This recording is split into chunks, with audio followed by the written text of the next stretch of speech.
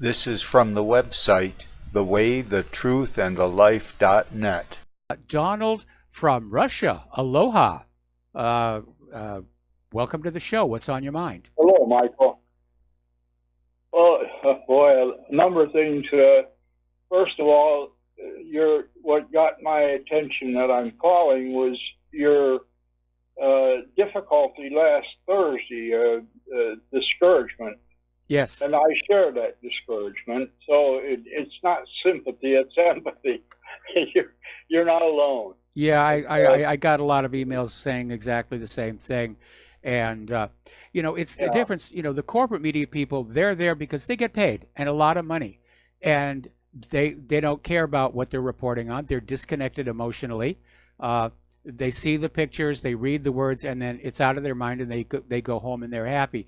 Those of us who are out here trying to make things better, unfortunately, we can, and we shouldn't, but we can sometimes allow ourselves to get emotionally caught up in what it is we're seeing happening before our eyes. And it does get overwhelming after a while, and especially after 25 years of working to try and make things better and seeing them get worse. Yeah, it gets a little bit discouraging. But how awful when they're talking about collusion. Mike, can you hear me? Yeah, I'm hearing you just fine. Please continue. Well, I've lived in Russia spring and fall for the last 20 years. Okay. But talking about collusion, and look what's going on with Israel and the involvement, their involvement in our elections, in our government, and Trump involved in their elections and government. So much collusion, and it's yeah, but the attitude is, Israeli collusion is good and Russian collusion is bad. But on another important thing that you brought up with Iran, and I don't know if you got the background like the Shiites. So many Shiite mosques have been blown up in Pakistan. It's a Shiite against Sunni is a terrible conflict, and of course the problem in Russia has a very high Sunni population, and you've heard about all the terrorists blowing up buses and trains near us here, and it's a lot better now. Putin is doing a good job, but the cooperation with Iran is because they can use Russian security and Iranian security can work together with some of the jihadi threats from Shiite Islam. That's just a working, relationship there. But what I really wanted to talk from a personal perspective, what I learned, I'm 79, I'll be 80 in September. Okay. Happy birthday. I took leave. Thank you. I took leave of absence. I was working on nuclear ceramics at Carborundum Research back in the 60s. Okay. And I took a leave of absence to go to the University of Buffalo to finish a degree in mathematical physics. And I worked together with a bunch of engineering students. They had to take the hard math like I did. They didn't take the easy courses like the pre-med students, But in the social sciences, they liberal took arts, much easier course. But here was a bunch of these engineering students who were getting money working on a project with the medical university. Those were the first large computers. They had the CDC 6400, and they were working on a research project to make a really high quality, low cost annual physical exam, and it would all computerizing it all, where you would go in and give a sample of your pee or poop and all that, and then you'd come back after the laboratory analysis. Okay, Donald, I'm sorry to interrupt. Yeah. I'm going to have to put you on hold. Do not hang up. We have to take a break for commercials, but I want to come back and hear the rest of your story. So stay tuned.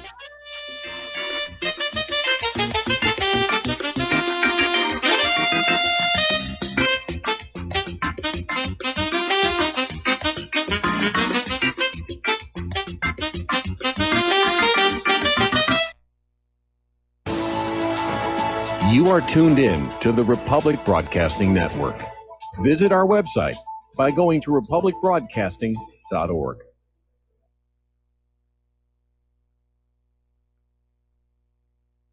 Homeowners, if your lender has gone out of business or sold your transaction to another lender or servicer, you may be the victim of a wrongful foreclosure resulting in the loss of your home. If you've already lost your home, are in foreclosure, or even in good standing, you can challenge the mortgage transaction's illegal issue and your property can be restored to you, and your foreclosure can be stopped or reversed and the mortgage transaction declared unenforceable. State laws, U.S. title codes, the Uniform Commercial Codes, and U.S. Supreme Court rulings have upheld that defective mortgage documentations can reverse or stop foreclosures and enforce property title claims in favor of the homeowner. We are having successes in stopping the process of foreclosure, the enforcement of the foreclosure judgments, the sale of property, and evictions after the sale. We are not attorneys, and we don't give legal advice. We are a professional team of legal researchers, providing forensic mortgage audits and expert witnesses. We have the knowledge to produce the evidence and enforce laws regarding your legal issues. We've been in business for 12 years without a complaint. Consultations are free, and we provide a free title search to confirm if your mortgage has legal defects. Please call 855-253-3748. 855, keep it today. Do you worry a lot? If you're forgetful, nervous, moody, or overwhelmed, chances are you're not protecting yourself from the ravaging effects of stress and anxiety. No matter the cause, ongoing stress and elevated levels of the stress hormone cortisol can rob your memory, your health, your quality of life, and your future. Now you can combat the effects of stress and anxiety while improving your memory and recall at the same time with the dietary supplement Calm and Clever. Studies show that the ingredients in Calm and Clever reduce cortisol by as much as 30% in as little as 1 to 2 weeks and increase your ability to recall facts, names, and numbers in 4 to 12 weeks. Calm and Clever was created by scientist Kurt Hendricks, a principal investigator in 2 NIH-funded studies on Alzheimer's disease. Try Calm and Clever for 2 months. You'll feel the difference. Call 1-800-758-8746 or go to calmandclever.com. Without the right accessories, any guy can be off the mark. Whether you've invested thousands in your arsenal or you own a single trusted firearm, a visit to AROutfitting.com is in order. It's one of the finest online selections of tactical optics and AR parts and add-ons, like EOTech, quick target acquisition with no peripheral loss. Browse the full range of Nikon scopes and binoculars. AROutfitting.com can illuminate your world with Streamlight gun-mounted lights from keychain to large handhelds up to 1,100 lumens. Find some stability with Battenfield tactical bipods. AirOutfitting.com has CMMG gun parts, barrels, assemblies, handguards, part kits, and more, plus mag-full clips and magazines. I know I've got you excited, so take a breath. Head to AirOutfitting.com. The site's super easy to navigate and features a ton of technical info, including links to manuals. We also welcome vendor and manufacturer inquiries. Remember, if you don't see it, we can get it at AirOutfitting.com. If you got the money, honey, we got the bombs. We'll plant them anywhere you like and blow up anyone. Whip this world into a frenzy, killing babies, dads, and moms. If you got the money, honey, we got the bomb. If you got the money, well, we won't say we did.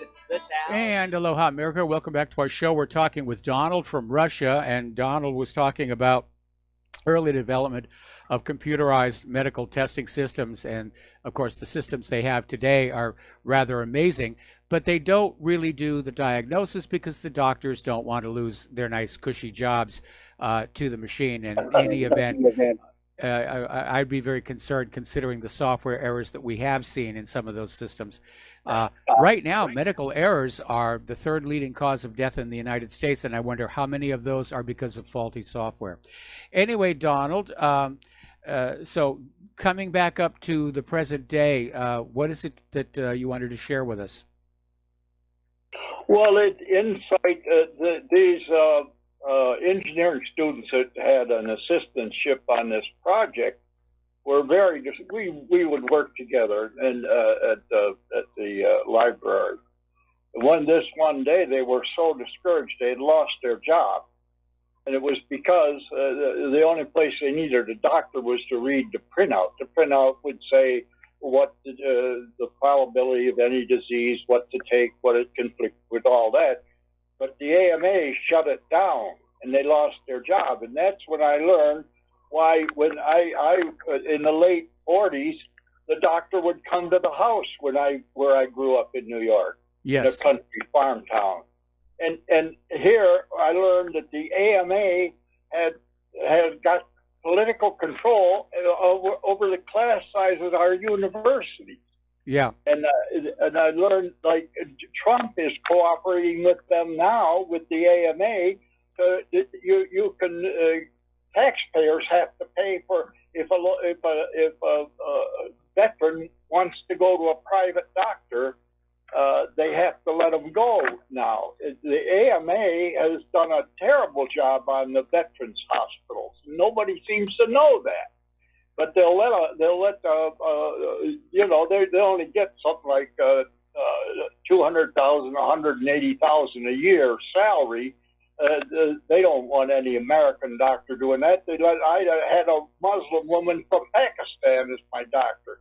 And, of course, after that psychiatrist followed the Quran and killed all them people, I put in a complaint because the Quran told her to cut my head off if I don't submit. They gave me another doctor.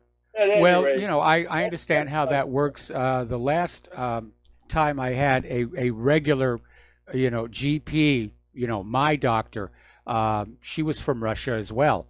So it is a bit of a mess. The AMA is less about medical care and more about enforcing the orthodoxy of the medical industrial complex, which has really gone downhill ever since Nixon signed the Health Maintenance Organization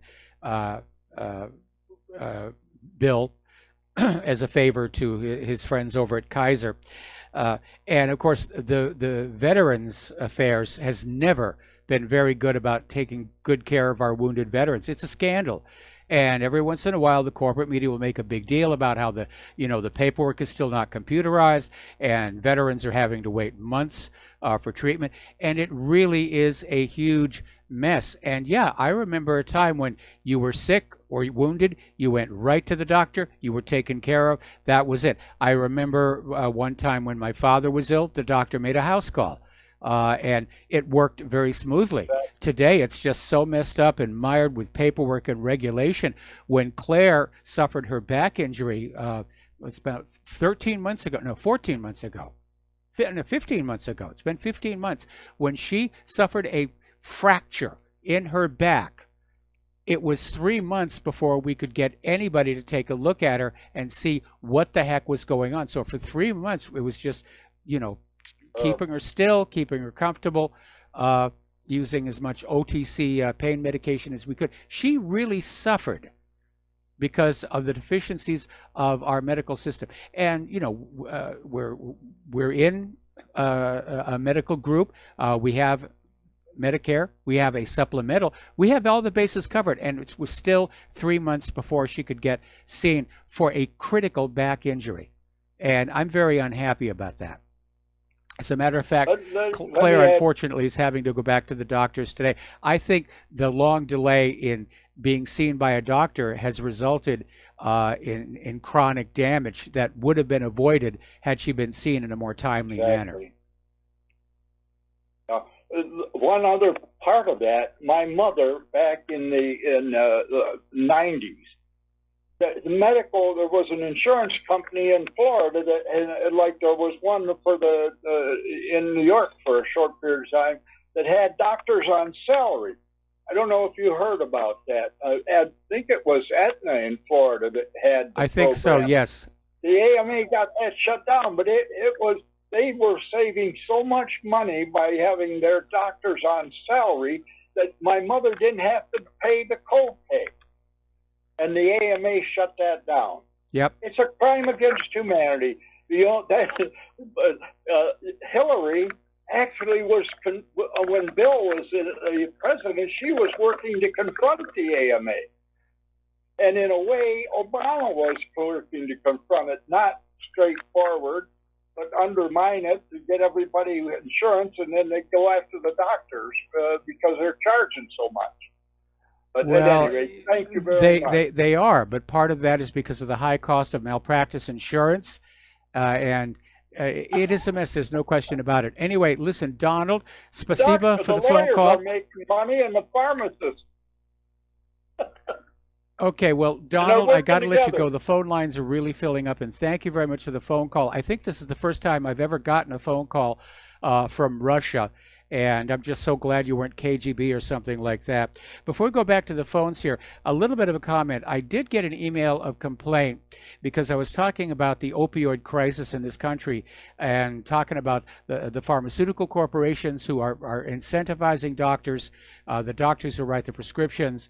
And I, at some point, apparently made a loose comment about there being very little difference between the pharmacist at the drugstore and the guy on the street corner.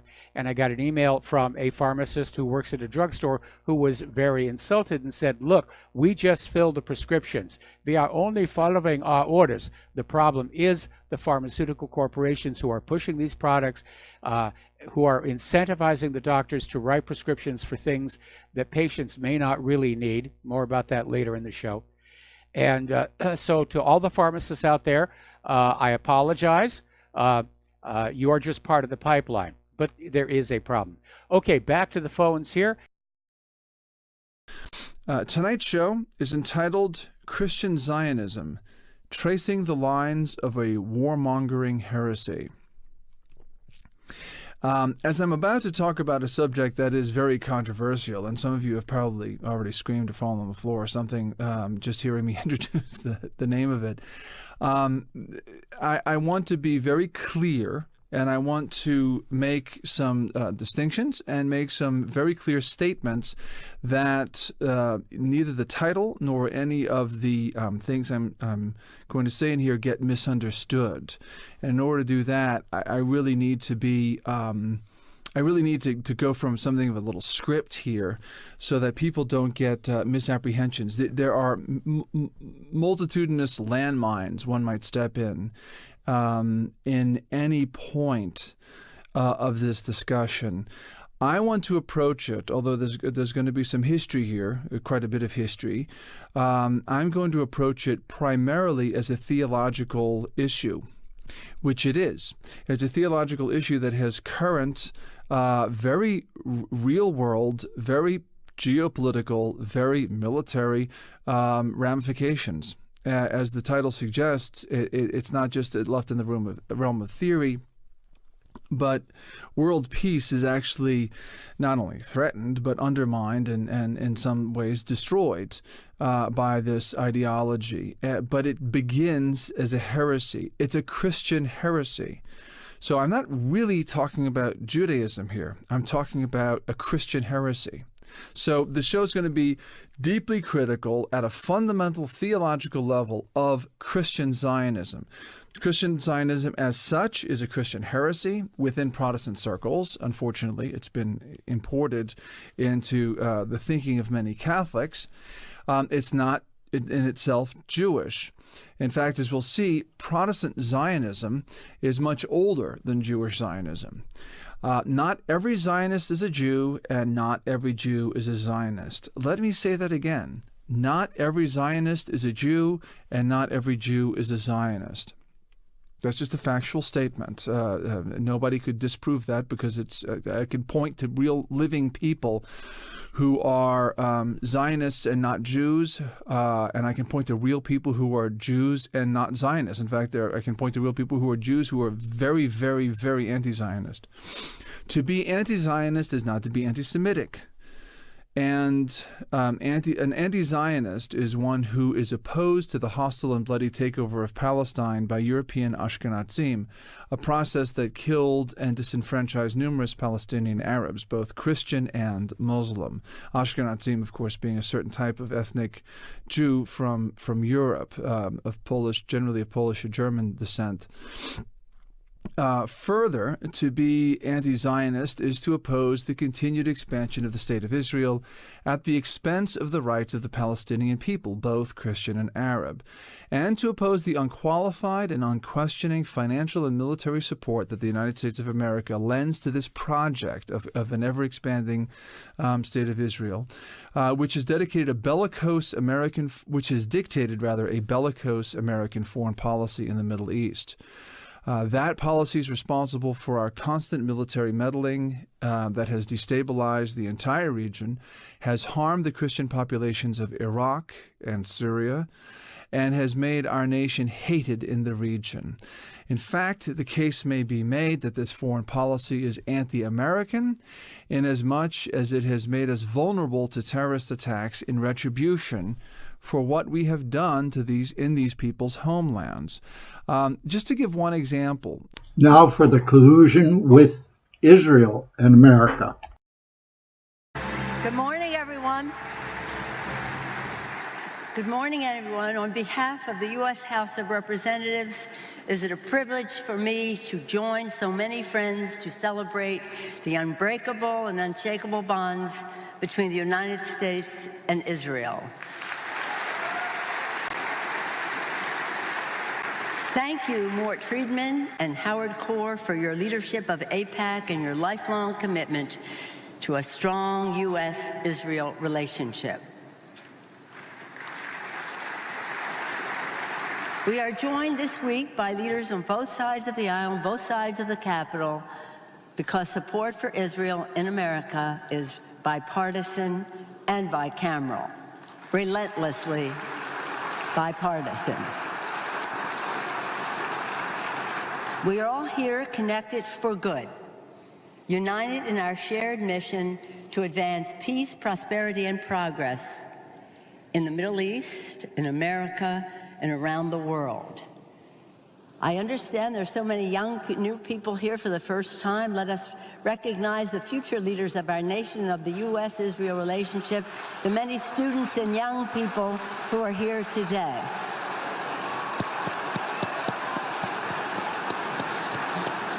I met some earlier from California. I want to especially acknowledge the delegation from my home state of California, right here.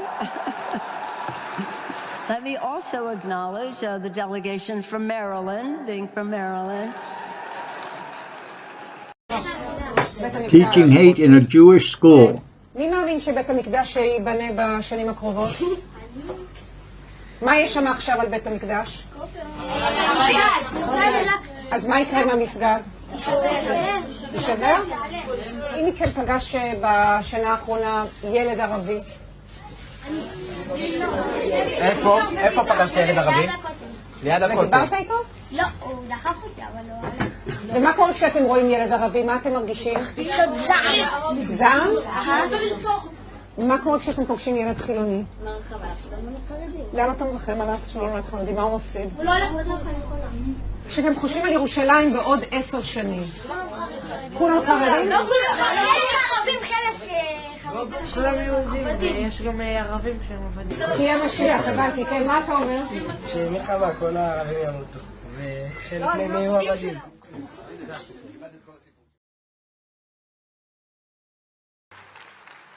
Thank you. Thank you so much. Thank you, everyone. It is truly wonderful to be here tonight. I want to thank AIPAC President Mort Friedman, Board Chair Leland Pickus, and your CEO, Howard Corr, for inviting me to be a speaker here tonight. And thanks to you for that incredibly warm welcome. As some of you may have seen, my wife, Susan, who's here with me tonight, and I just returned from a trip to Israel.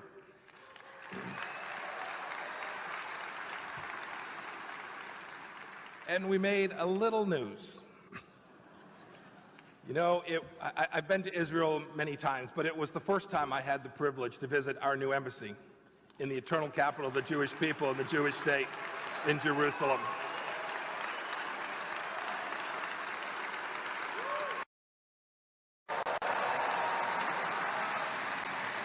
Has demonstrated a profound love for the Jewish state. And at this moment, with Israel under attack, We are proud to be joined by a leader who has always stood with Israel in her times of need and has always supported her right to defend herself. We are greatly appreciative of all the Trump administration has done in the past year to advance the U.S.-Israel relationship.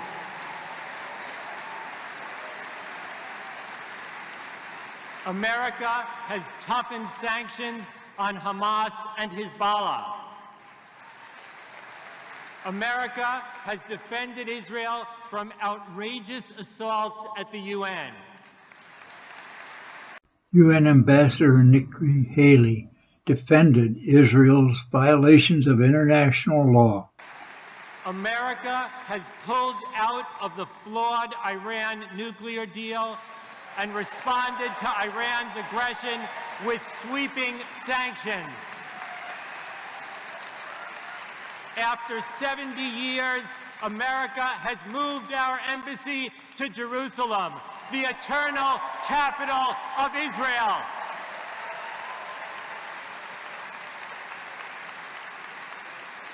And in less than an hour, President Trump will sign an executive order that will formally recognize Israeli sovereignty over the Golan Heights.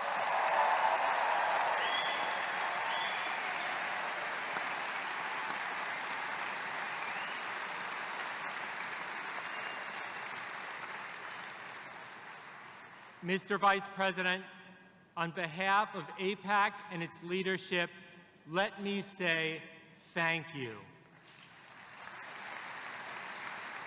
Thank you to you and to President Trump for working to deepen America's partnership with our steadfast ally, the State of Israel. Ladies and gentlemen, please join me in welcoming a true friend of Israel and AIPAC, the Vice President of the United States, Mike Pence.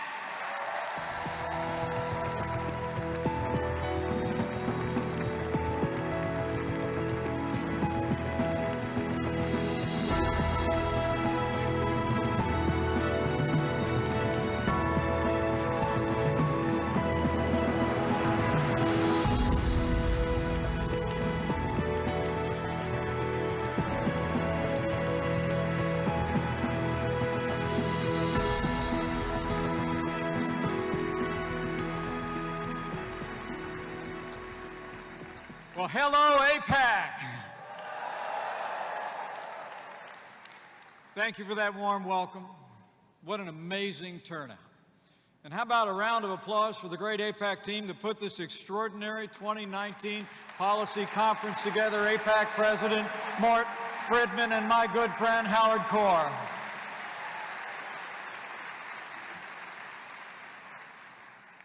To members of Congress, Israeli ministers, members of the Knesset, to the 18,000 friends of Israel who have come from near and far, it is great to be back at AIPAC, the largest gathering of pro-Israel Americans in the United States.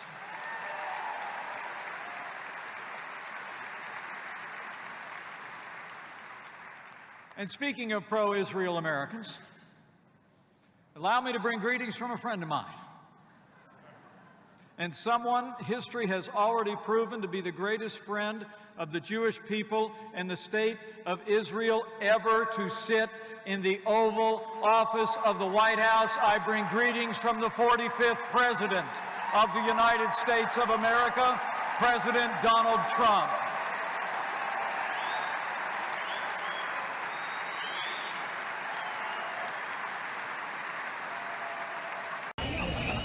All right. Well, hello, city of Jerusalem.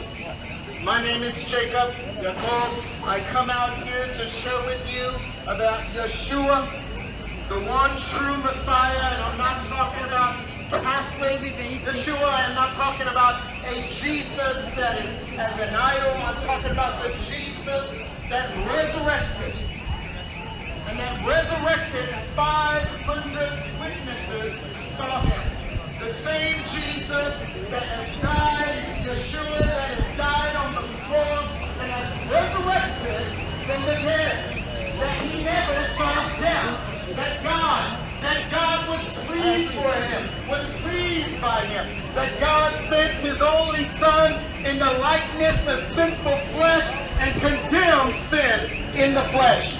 So that you might know him, that you might know the one and true Yeshua, that you might be made whole again, that you might be complete in him, that no longer, let me tell you, the Torah now wants to dwell in your heart. In Joel it says, chapter 2, that he will put his words on your heart, that your sons and daughters will prophesy, that your young men will see visions. Today, that is fulfilled today. That is the right thing. Are you Jewish? Do you want to honor God? That is the godly thing to do. We respect one another. The godly thing to do is to kill you. The godly thing is to kill me. That's right. That's yes? what the Torah says. The Torah says to kill us. The Torah says that people who worship idols such as yourself, when there is a Sanhedrin, to kill us. Yes. Okay. That's what the Torah says. So we know how the Jewish people feel about Christians, yes? That you discriminate against Christians. Christians are idol worshippers. You discriminate against Christians. The Torah says that Christianity is idol worship. Let me ask you. You worship three gods. Let me ask you this. How do you atone for your sins? You have no sacrifice. There must be an atonement for your sin. Well, how do you atone? As it says in the prophets, your lips shall atone for the bulls. No. And there is no altar. There is no temple. So how do you atone for your sins? Well, if you want a sincere answer, I will give you. It says in Scripture. Stop. The lips are what are you going to do? You're threatening. Slika. No. He just threatened. I just said stop. The only thing I said was stop. You lie. You lie. I have it on video. You lie. That is why I filmed, to protect us. You lie. I asked him to stop me because he keeps grabbing my phone. No, he didn't touch you. He's not touching him. But this guy goes to him. This guy goes to him. I have the evidence here. That's why I filmed. I want you to relax. They keep grabbing the phone. And he says that we should be stoned. So he threatened us. He said that we should be stoned. Yeah, I got it on video. He threatened us. He threatened to stone us. Nobody's trying to stone you. You just said it. I have it on film. You're paranoid schizophrenia. Okay. You know what? You're paranoid schizophrenia. I have it on film, my friend. Go. Okay, you can go. Okay, what is she telling you? Not matter, not about you. Go. Okay. Go. It's freedom of speech. So you're telling me, let me make sure I understand. Look at me. You're authority and I'm submitting. I want you to respect me. Anytime. Speak with him, not with me. Then where's the... Jesus, son of a bitch. צלם. די, ילד, די. הוא יכול לצלם. אם אתה רוצה ש... Stop. די, נו, זה כמוך. Hey, go. Let's go where? You're gonna let me talk. It's so great to be back with you, and I bring you greetings from my boss, my friend, and Israel's greatest ally ever to reside in the White House, President Donald Trump.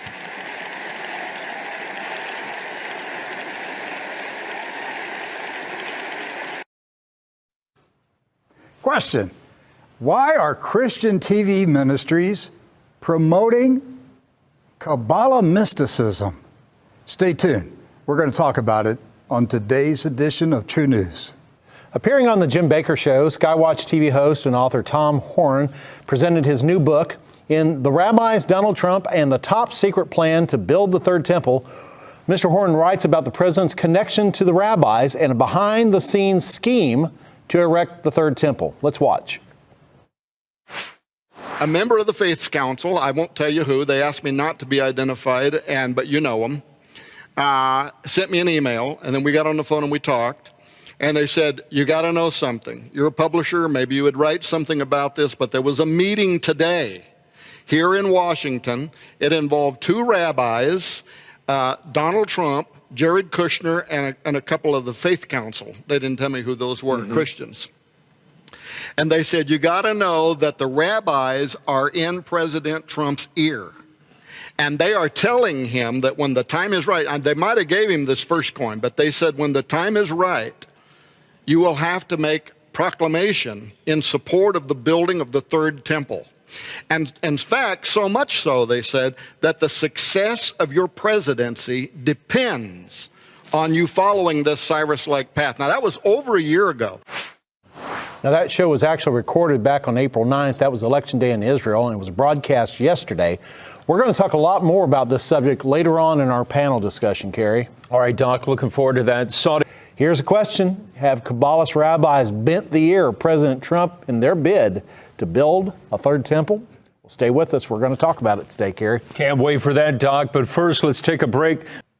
Well, as persecution against true biblical Christianity grows around the world, a thriving community of Syrians who converted to Christianity from Islam is growing in Kobani, a town once besieged by the Islamic State for months and where the tide turned against ISIS 4 years ago.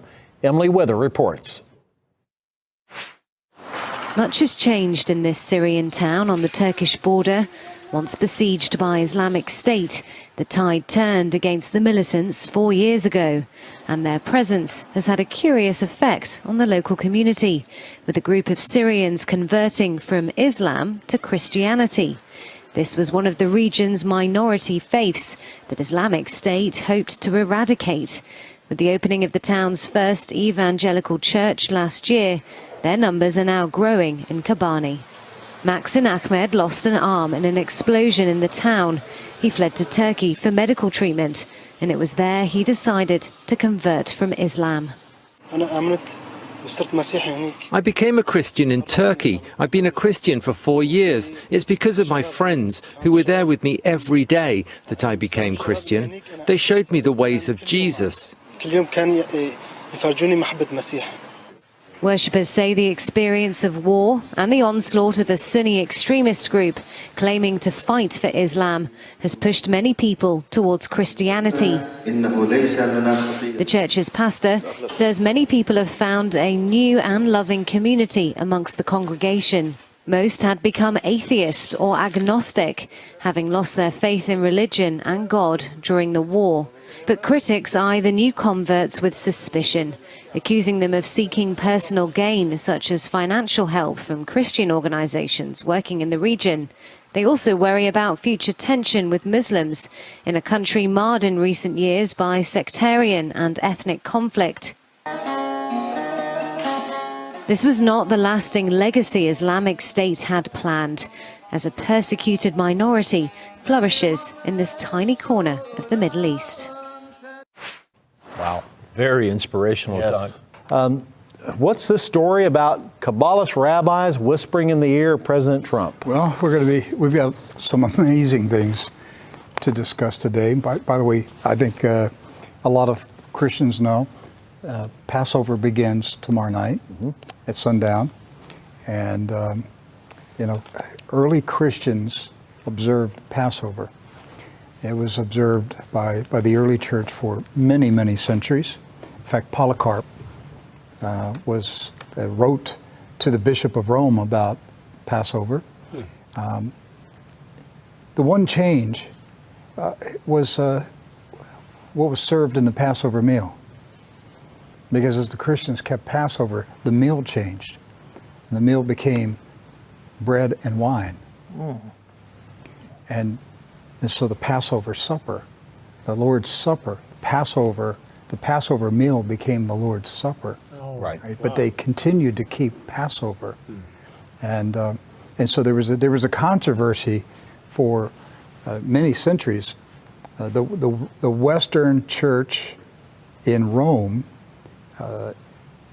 is where the observation of the resurrection was on Sunday, the first day of the week, because the resurrection was on the first day of the week. Right. Polycarp, my hero, said, no, he said, John, he said, my friend, my buddy, my mentor. My mentor, John, personally told me Passover, okay? But the Bishop of Rome, basically they said, okay, we're going to do it on Sunday in Rome. You guys in Jerusalem and Smyrna and the Eastern nations, you go ahead and keep it on Passover, and we'll be friends and we'll respect each other. And so that's a brief story about the early church. But Passover is very important. But the Passover meal, the new Passover meal, is the body and blood of the Lamb who was sacrificed on Passover. Hey, let's get into this topic. First of all, I just want to highlight the latest news on the Kushner Palestinian-Israeli plan, because it's not the Trump plan, it's the Kushner plan. Yes.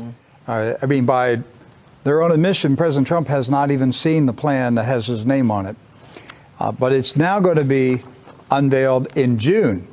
So they keep pushing it out. It's now June. After Ramadan. After Ramadan.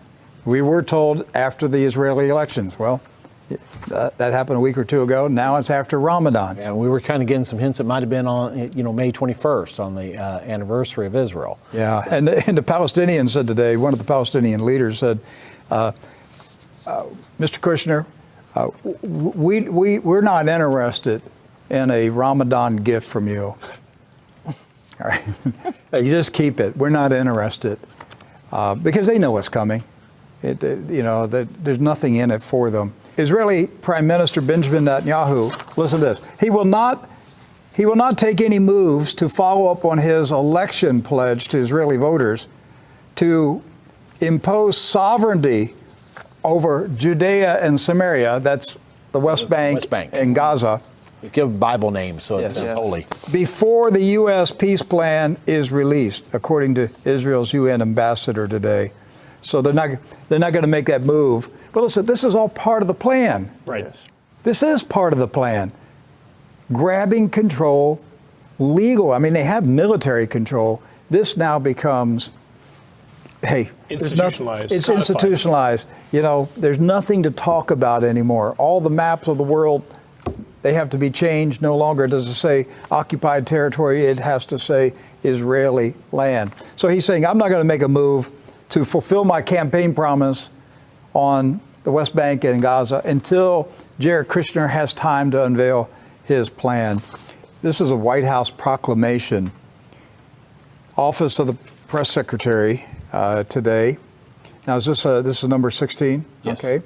So this is President Trump declaring Education Day. Oh, that sounds great. Oh, good. That sounds innocent. Education and Sharing Day. Right. I believe in education. I like education.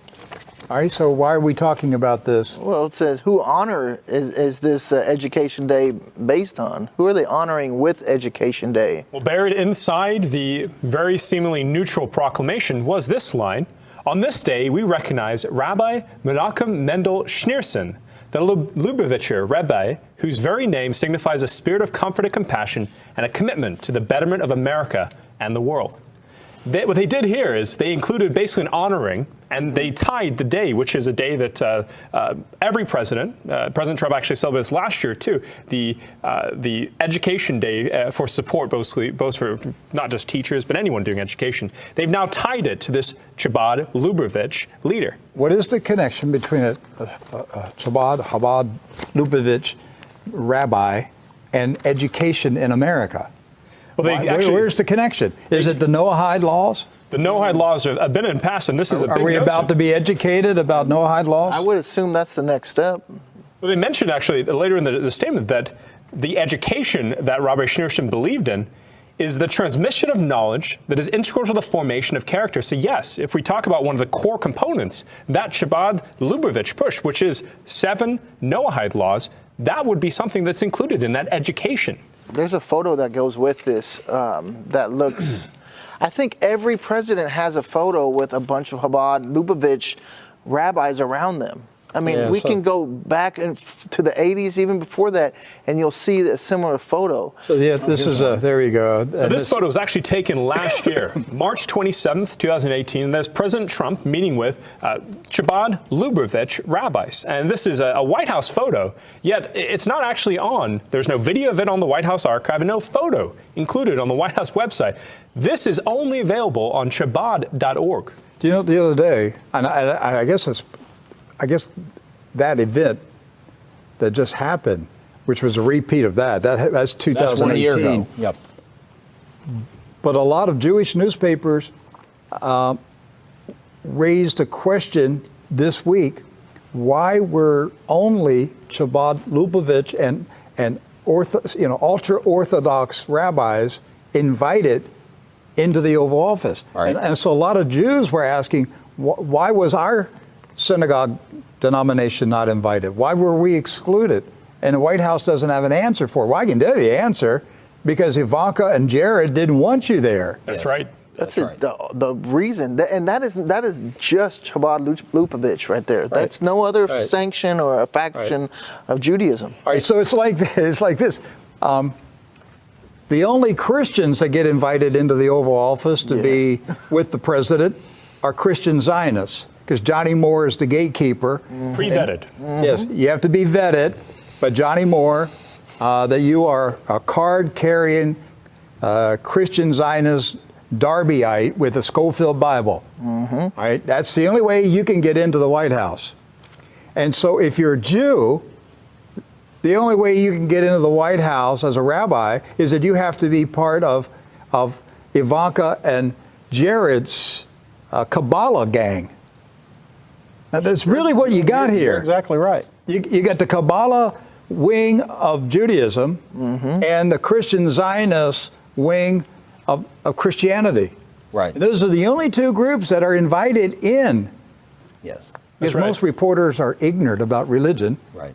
And so they don't know how to write about it. And when they write about it, it comes out hateful, nasty, but uninformed. When it's a Christian group, they're all fanatical and this and that. But if it's a Jewish group like Chabad, you don't hear that smear, do you? No.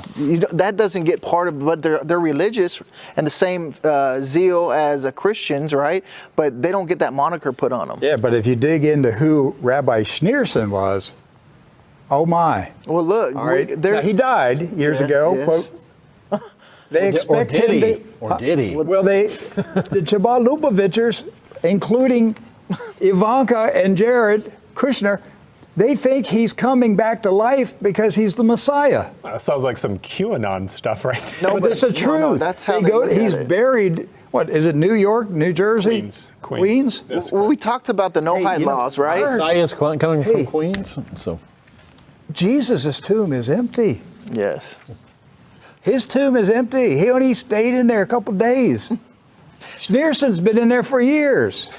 We talked about the no-hide laws earlier, and when Ivanka and Jared, they went and visited the grave of Schneerson, were you telling me, Edward, that the no-hide laws are in his grave or on? No, what I was telling you is I was looking up the coverage of it, and I found the article that Breitbart did on it. Never before had it gone all the way to the bottom of the article. They actually published the 7 no-hide laws that Rabbi Schneerson believed. Yes, it's at the bottom of on Breitbart's website. Yeah, it was an article by Joe Pollack, one of these things editor now at Breitbart. At the bottom of that article about Ivanka and Jared Kushner visiting the grave of Rabbi Schneerson on November 5th. The night before, was it the night before or the weekend? It was a couple days before. It was the weekend Saturday. before, the Saturday before the 2016 election. So I want to hear about the Breitbart thing. What did they? So I went back to the article and looked. They actually have the no-hide laws on the bottom of the article. The 7 no-hide laws that Rabbi Schneerson pushed, educated, promoted his entire life are at the bottom. Oh, you can find them on Breitbart.com in that article. Okay, this is why Schneerson is connected to Education Day in a proclamation signed by Donald Trump, surrounded by Chabad Lubavitch rabbis. You are going to be educated, Doc. In what? The no-hide laws? You're goyim, and you're going to learn the no-hide laws. And what did Ben Shapiro's mentor, Maimonides, he said if you refuse to obey the Noahide laws, you must be executed according to the Talmud. Decapitated. Folks, we're telling you the truth about what these people are doing and what they're teaching. And we're telling you, they're in the White House, they're in the State Department. This stuff is frightening.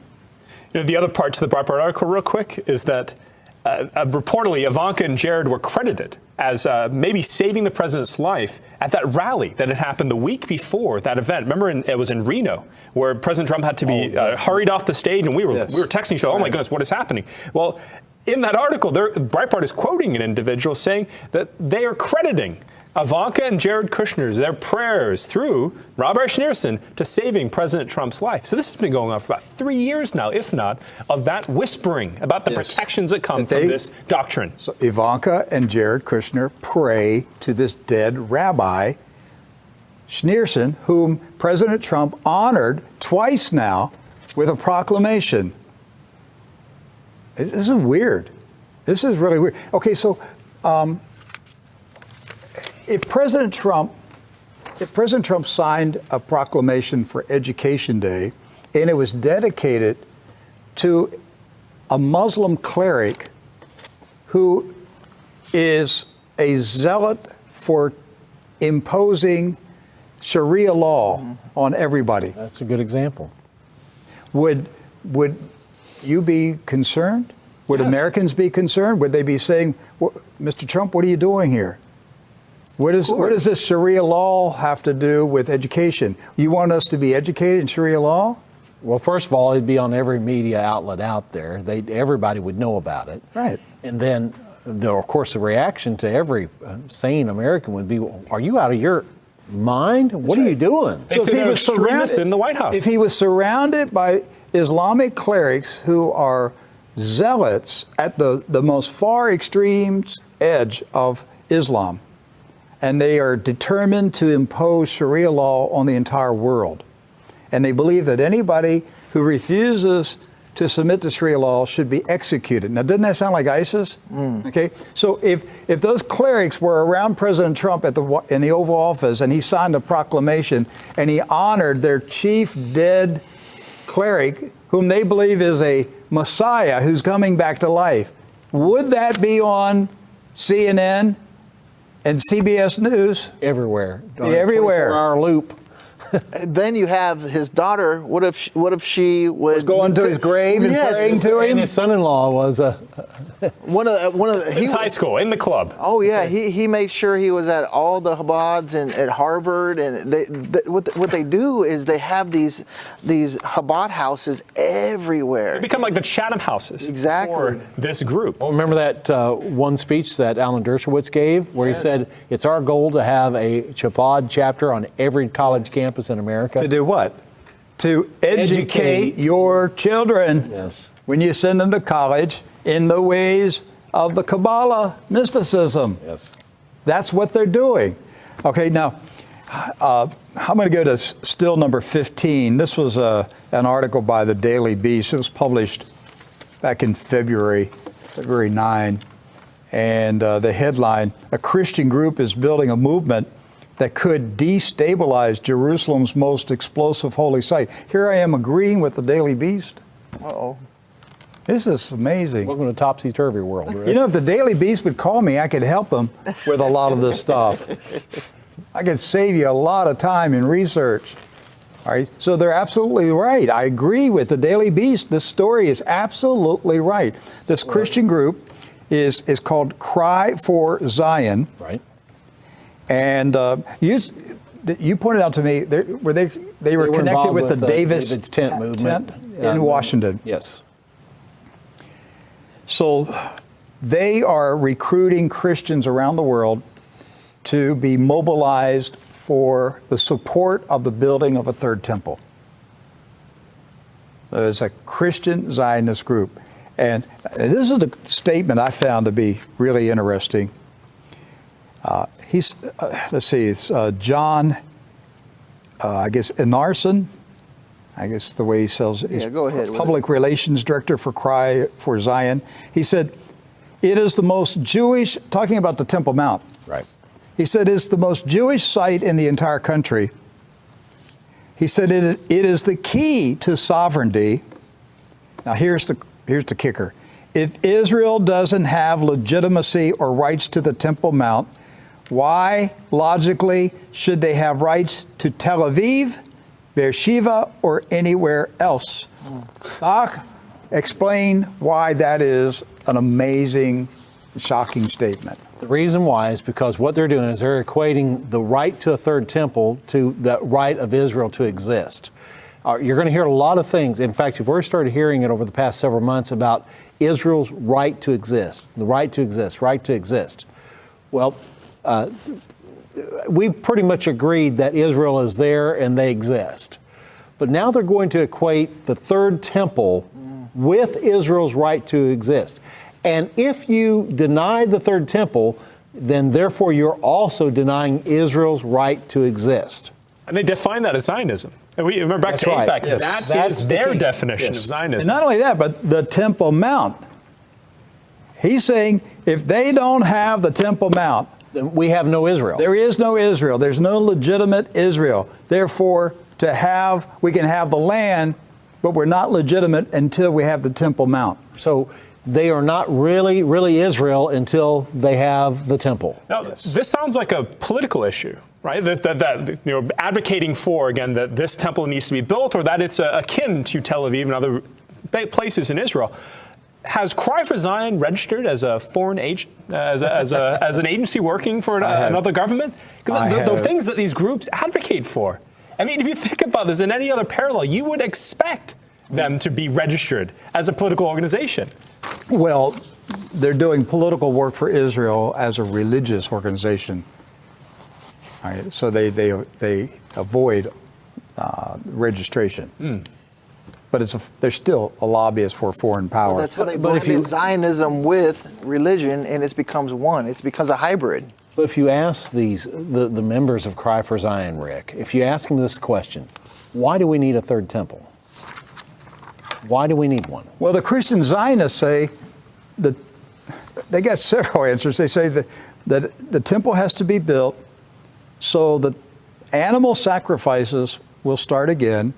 Somehow they're convinced that if millions of Jews are sacrificing animals in Jerusalem again, it's going to make them think about somehow Jesus. it's going to make them think about Jesus. Well, it didn't work the first time, right? Because they crucified Jesus, right? Right, and then there's the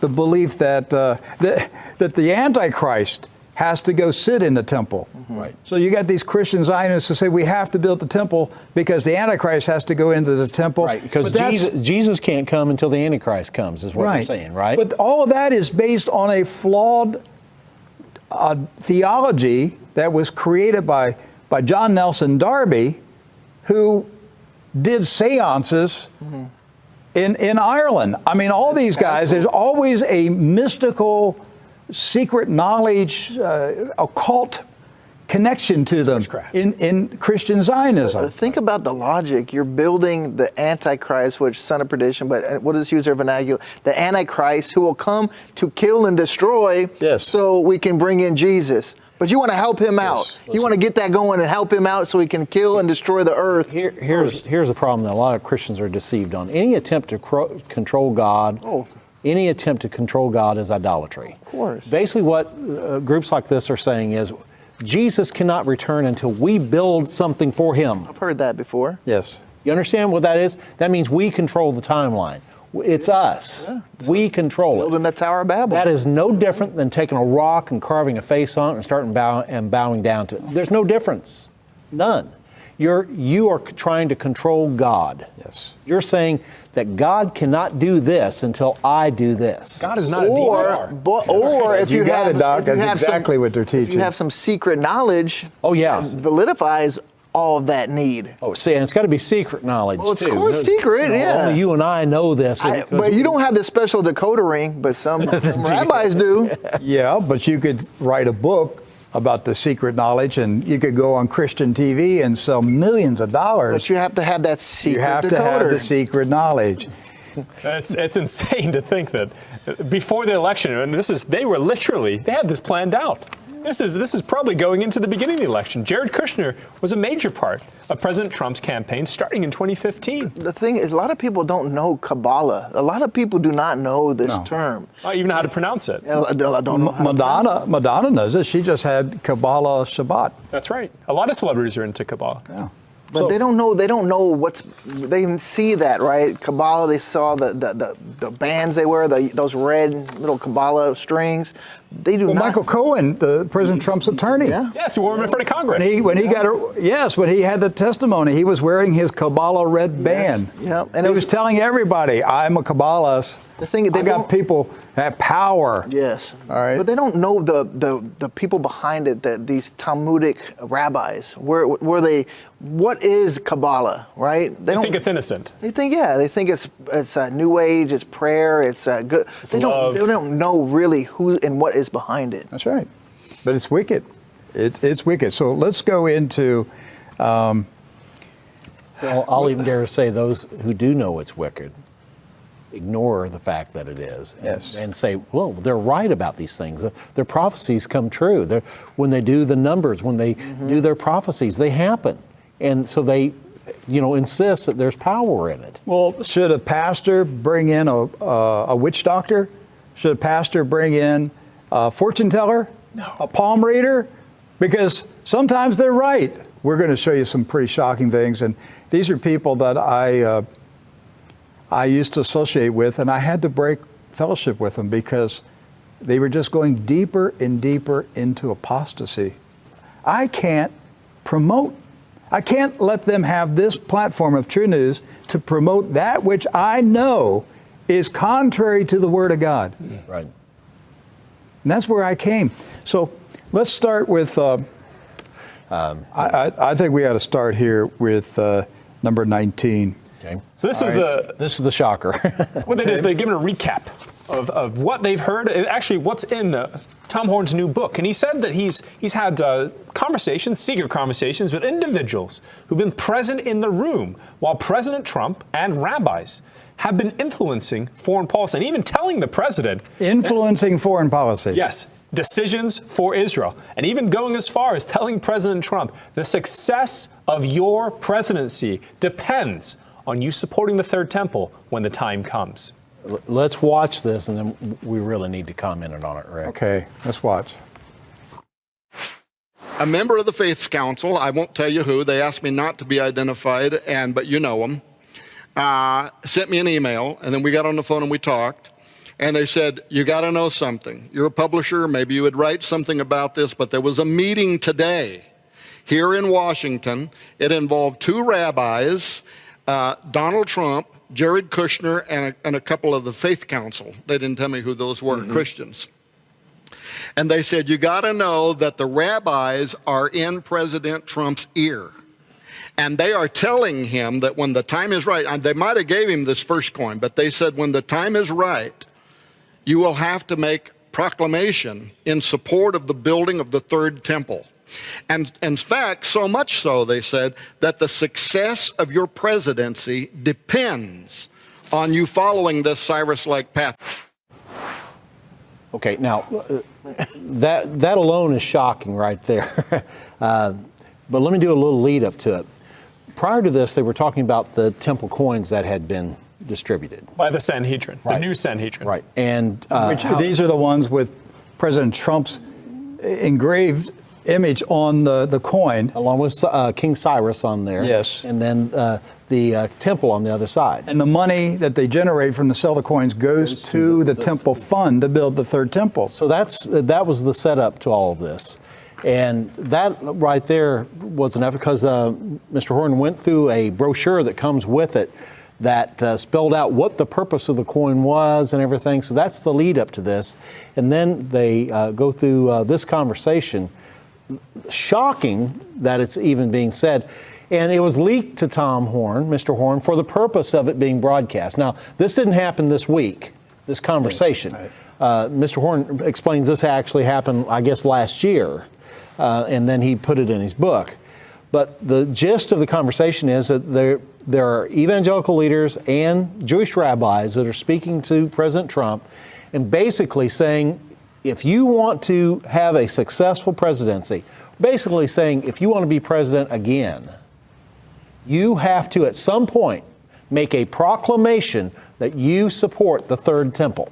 All right, I don't think he really personally believes any of this stuff. I think he's being influenced by his daughter, his son-in-law, these rabbis that are practicing Kabbalah witchcraft, and these zealous Christian Zionists who made up a huge part of his election victory. And they're saying to him, if you want us out there voting in 2020, you got to build the temple. The clip, but it's just, we can talk over this, but this is when, go ahead and play it. 27? Yeah. All right. So this is when he's passing out these dollar bills. I think you see it there on the table. We'll talk about this rabbi coming up. That's Rabbi Yitzhak Kadori. Kadori, yeah. We'll talk about him coming up. But this is the procession where they come by and they meet and they greet Rabbi Schneerson, and he gives them $1 because that dollar they take into their community as a token, and it spreads whatever their blessing. The blessing. Benjamin Netanyahu was seen here as well in another video, and you see Schneerson telling him, "Hurry up and get it going. We need the Mashiach. Hurry up and get this going." Witches will always give you a gift. That's right. Charms. Now, you may not believe there's a curse on it. Right. You may they not, do. but they do. Right. So if there's a witch in your life, somebody practicing witchcraft, they're going to give you a gift that you have in your home, your office, someplace. A business card even. Something that there's a physical connection. It links them, the witch, yes, with you through the object. Now, think about this. That gift of the Torah, that was a token. The gift of the dollars, that's a token. The temple coins that are being printed, those are tokens that are connecting you to this Kabbalism that's going on around the world. And if you've got a Trump temple coin, you have to understand, you got to get rid of that thing. Yeah. If you have a Star of David, you need to get rid of it. Because it's a token. And a Star of David is an occult symbol. King David never had that star. The most shocking thing to come out of just this clip alone is basically they're holding President Trump hostage. If you want to continue to be president, you have to support a third temple. And you got Southern Baptists and Pentecostals and Charismatics agreeing with Kabbalah wizards. Yes. One speaking in this ear, the other group speaking in that ear, and they're telling him the same thing. A hostile spiritual takeover. And what they're doing, these televangelists, and they're letting their uninformed viewers know about this, because a lot of them have no idea what they're talking about. Kabbalah, these rabbis, these secret knowledge. But if they give it to them, if they feed it to them, soft feed it to them, then they'll eat it up and they'll say, oh, there's something to this. This is about my friend, Phil Morris, who was duped by John Hagee. John Hagee organized his own church in Texas and has raised millions of dollars. He's given over $100 million to Israel, and besides his fine lifestyle, he's accumulated over $5 million for himself. Well, my friend Philip Morris had having a hip operation in Buffalo and got the MRSA infection in the hospital. They had to take out the artificial hip, and he was bedridden. They weren't able to cure that infection after that. Well, he had been bedridden about 5 years. This was maybe 4 years ago when I returned from Russia. I'm in Russia spring and fall, New York in the summer, and Florida in the winter. I returned to New York and visited Phil, who had been bedridden at that time for 5 years. And it's telling me how he donated money to get the Russian Jews that they could immigrate to Israel. And in the 1990s, we took all the Russian non-Orthodox Christians as a favor to the Russian Jews and the Russian Orthodoxy. We took all their Baptists and Pentecostals. I had taught school and had a bunch of them in my classes. We had a whole community of them there in the suburb of Buffalo. There were over 1.5 million brought, and that was to serve Israel as the bargaining with the just post-communist Russia to let their Jews go with their money and jewelry and so forth, that they could immigrate to Israel. And at that time, when I went to Russia, about 10 years later, 2000, there were more billionaire Jews in Russia than any other country in the world. Now, since then, Putin has brought the oligarch corruption under control, and many of these billionaire Jews have left for the Mediterranean, the Riviera, or Israel, or in New York, wherever, and many in South America. But at any rate, now Phil died 2 years ago, but how ludicrous this was. Now Christianity is doing fine in Russia. We have a home church, and it's actually protected. I've had threats for my publications about the truth of the Quran being a murder cult. But with warnings, when the FBI didn't take the warnings from the Russian Secret Service about those Boston Marathon bombers from Chechnya, when I had death threats, we contacted the Russian Security Service, and we have protection. And we had protection in our home when we thought there was a threat too. We have a home church meeting, and it is respected.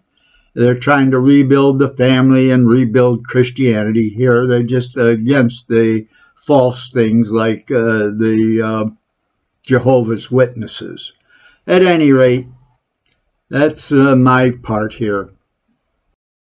About, hey, what are you going to do with the temple? And various ideas of how they could get around having a Jewish temple built on top of the Temple Mount. We had been reporting for months that the Kushner Israeli-Palestinian plan will involve stripping King Abdullah of Jordan of his historical role as custodian of the Christian and Islamic sites in Jerusalem, and transferring it to that murderous thug in Saudi Arabia, bin Salman, who is Kushner's pajama party buddy. Okay. And we were mocked and laughed and ridiculed and everything for even coming up with such a suggestion. That would never happen, not in a million years. King Abdullah knows about it because he said a couple weeks ago that this is the red line.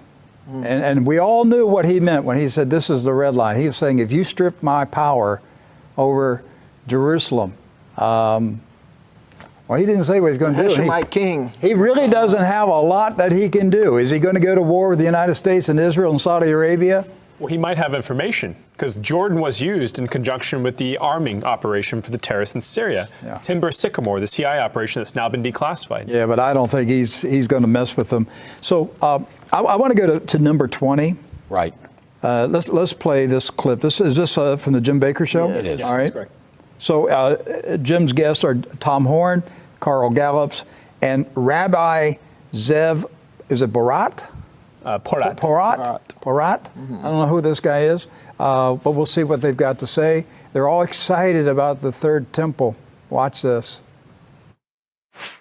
That's what these Jews were doing, the rabbis, the Orthodox, with Donald Trump. So the whole plan started unfolding, just like I was told, and I'm rushing to try to get this book done, because in the book I'm saying there's a time coming when Donald Trump's peace plan is going to include, as I was told, is going to include part of the agreement to give the Saudis partial control over the Temple Mount.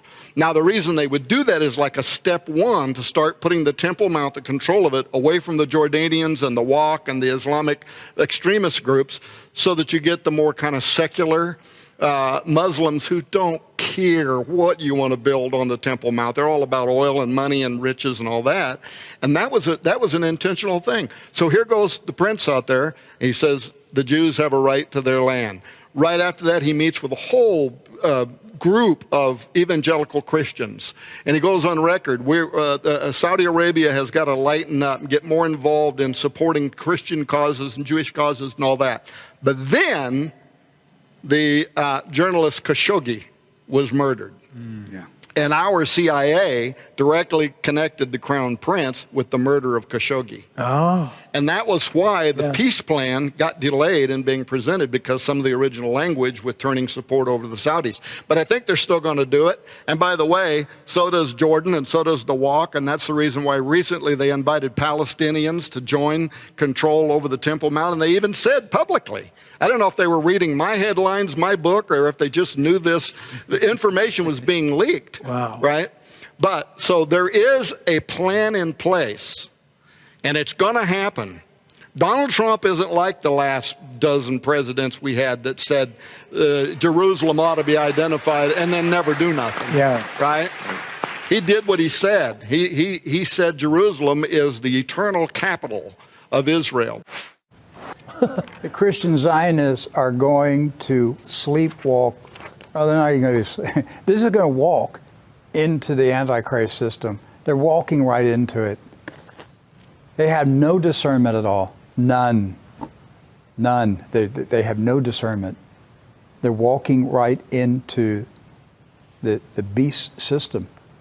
And they're applauding the things that they should be weeping over. Yes. They ought to be sobbing, weeping over these things. Yes. Warning people and proclaiming Christ is coming. Instead, they're all giddy. They're happy. A great they're clapping. falling away. I Yes, mean, this is the falling away. Okay. Now, we all know who and what the Sanhedrin is. And we know what the Sanhedrin did to Jesus Christ. Here we are. We're about to celebrate Resurrection Day. And this is one of the saddest, most pitiful things I've heard on Christian television in decades. What Jim is doing, he's setting up his audience of who his guest is, the rabbi, and he's yes. So he's telling them who he is, and he's like, your lineage is from the Sanhedrin, right? So this is how this clip. That's how it's set up. Okay, let's watch this. Now, you were born into a Sanhedrin family. Now, when we hear about the Sanhedrins, they were giving Jesus a hard time occasionally, but they're students, right? They're teachers, the Sanhedrins. Well, so that's the family you were born into in Israel. If you think about the Sanhedrin, Judas was given 30 pieces of silver to portray Yeshua, to portray Jesus.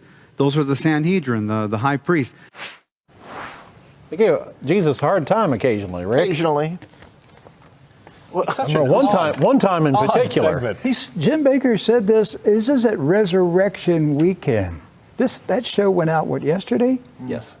And all he can say about the Sanhedrin is, your ancestors gave Jesus a hard time occasionally. They nailed him to a cross. What has happened? Christian television is a wasteland. Ichabod is written on Christian TV. Ichabod, the glory of the Lord has departed. Those temple coins you're buying with Mr. Trump's face on it, guess who issues those? The Sanhedrin. Those coins with Nikki Haley's face on it that you're buying by the bucket load, Sanhedrin. Why would any Christian have anything to do with the people that crucified the Lord?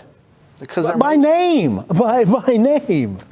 They have a lineage that goes far back, so they think they have this knowledge. Now the Sanhedrin, they're teachers, right, Rick? Educators. Well, we just had an education proclamation, didn't we? I'd call them murderers. So they were murderers. They murdered my Savior, Jesus Christ. I give them no break, no slack. All right. Number 23. Let's just watch it and then we'll talk about it. I want to announce this at the beginning because we get too crowded on our phones at the end of the show. But if you want to get this complete set, you're going to get The Rabbis, Donald Trump, and the Top Secret Plan to Build the Third Temple by Tom Horn, this brand new book, and you get The Rabbi, the Secret Message, and the Identity of the Messiah. You get that book, and you get the evening service where Carol Gallup is unloosed to preach what he wants without interruption. Lots of secrets going on there, Rick. Everybody selling there a rabbi message bundle. Okay, the rabbi package. A rabbi package. So like 6 months from now, are we going to see Rabbi Jonathan Cahn? Is he going to publish the English version of the Zohar? Will Jim Bakker have the Zohar package? You get the Zohar, you get the Talmud, you get 10 steps to learn gematria. We got the Kabbalah package. We got the Zohar pack. Is that where we're going with Christian television? It's not Christian TV anymore. It's not Christian television anymore. It's Zion TV. It's Zionism TV, Kabbalahism, and Ichabod is written on Christian television. The Lord has left Christian television. The anointing is gone. It's gone. They're leading people to hell. President Trump's ambassador to the UN, Nikki Haley, was a knife in the back. She preached hatred for Russia while saying nothing about the Clinton Foundation receiving $145 million for them selling uranium to a Russian representative in Canada. And Bill Clinton went to Russia after that, and on his way back stopped at Moscow for a $150,000 lecture. Nothing said about that. And she said nothing about Obama sending U.S. agents to muddle in the Israeli election. And she said nothing about Obama sending the gay rights organizations to interfere with the Russian election. That's why all of the hate for Russia came about. For the 2014 Sochi Winter Olympics, they couldn't have the gay pride parade. Russia's trying to rebuild the family, and they enacted a law that said no propagandizing homosexuality in front of children. If you're homosexual, that's your business. Whether you have sex with your wife or not, that's your business. It's private. In Russia, they don't want the preaching of homosexuality. Actually, with the early daycare, homosexuality, the boys like boys and girls like girls, is a normal stage of development, and they grow through it if they have a healthy foundation. But without a healthy foundation, it doesn't happen. And the early daycare under communism spread homosexuality throughout the Soviet Union. And it's still very rampant, but it's okay. It's just they're trying to rebuild the family and have mothers care for their babies, breastfeed, and fathers stay married to their wives, things like that. And I've, in my 20 years here, have seen such a drastic improvement. No more drugs in the park, no more women sitting there getting drunk while their baby's crying. I see children being well cared for. It's just wonderful to see what's going on. But the hate propaganda in America is a tragedy. And here, all this collusion with Israel in their elections, and Israel in our elections, and the Congress people on both Democratic and Republican betraying their country to support Israel, even though it's murdering people in Gaza and Syria. And Saudi Arabia is working together with Israel against Iran, the Shiite against Sunni, the Saudi Arabia had the chief Shiite imam beheaded. At any rate, in Yemen, they're working. We're supporting the murder and starvation there as Saudi Arabia and Israel support against Iran. And half of the people there are Shiite Muslims, and they want their freedom from the oppression of Saudi Arabian control. So it's just a shame what's going on in Yemen. Oh, then there's the Saudi royalty murdering Khashoggi in the Turkish embassy, breaking international law. And to help, the Saudi royalty is in trouble because the real Muslims know they're a corrupted group. Many of them, as you know about the homosexual prince that killed his partner and is in jail. I think it's in France now. It was caught on his beating him was caught on camera in the elevator. You can look that stuff up. Anyway, let's get on with it. They're not leading them to the cross anymore. Yeah. Jim Baker doesn't even know what's going on. He thinks the Sanhedrin gave Jesus a hard time once in a while. Occasionally. He doesn't know what Kabbalahism is. Carl Gallup prints books exalting Kabbalah wizards. A few years ago, he's tried for years to get on TruNews, and I won't bring him on because all of his books are about rabbis. And I refused to give him a place. And a number of years ago, he came out with a book about that rabbi that, you know, had the prophecy, all right? And I knew exactly who that rabbi was. He was an old Kabbalah wizard. And Carl Gallup sent me a copy of the book, wanting to get on TruNews. And when I opened up the package, I literally took that book up by Carl Gallup. So I'm telling you, Carl, this is what I did with your book, with your old rabbi wizard on it. I took it like this, and I walked over to the trash can, and I dropped it in the trash can. I don't want your Kabbalah wizard books. I don't want Jonathan Cahn's Kabbalah Zohar books. No more mysteries. I don't want his new book, The Oracle. What's an oracle, Doc? Ooh. It's fortune teller, isn't it? Fortune teller, right? All right, but they're all going to sell the Oracle. We're going to have another Kabbalah book. Just give me Jesus. On Christian TV. Okay, Jesus isn't enough for these people. They have to have some mysticism. Well, they have to have a secret. So yes. The next clip and our last clip is exactly this.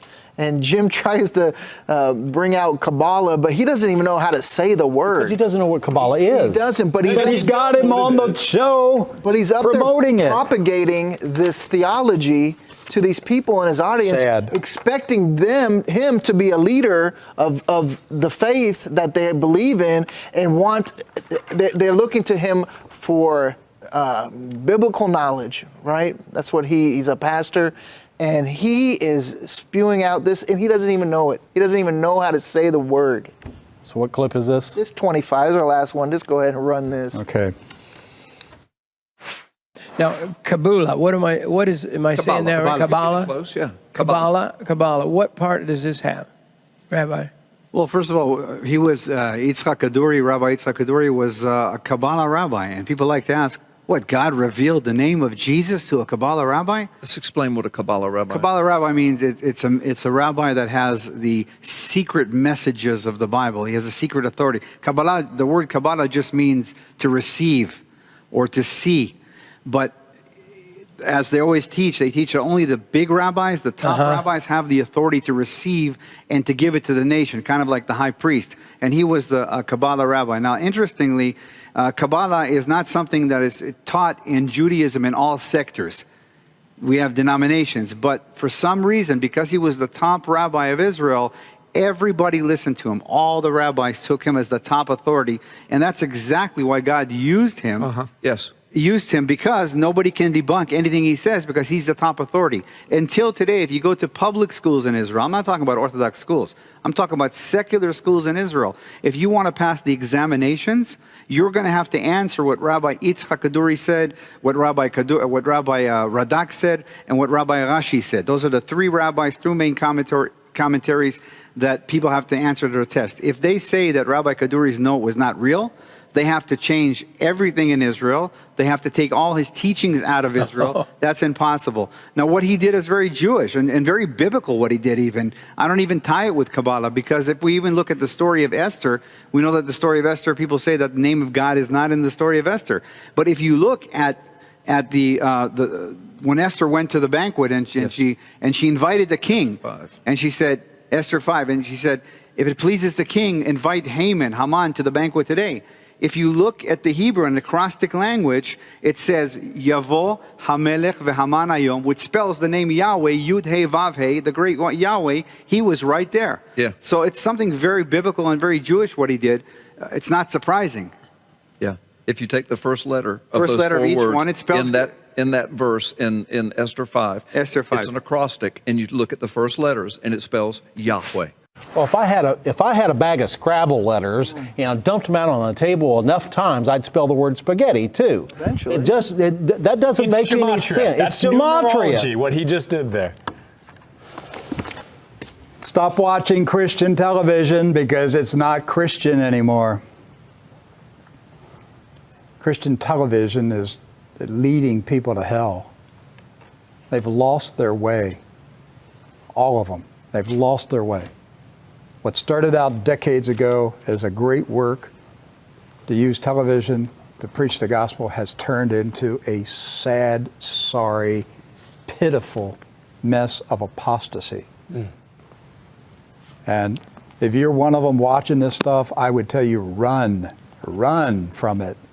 Get away from this stuff. These people are taking you into Jewish witchcraft, sorcery, numerology.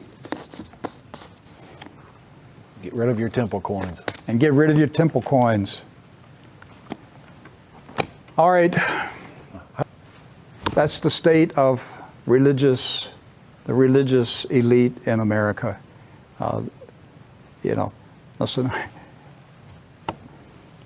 Christian or evangelical Christianity is bankrupt. It's bankrupt. It is morally, spiritually bankrupt. Yes.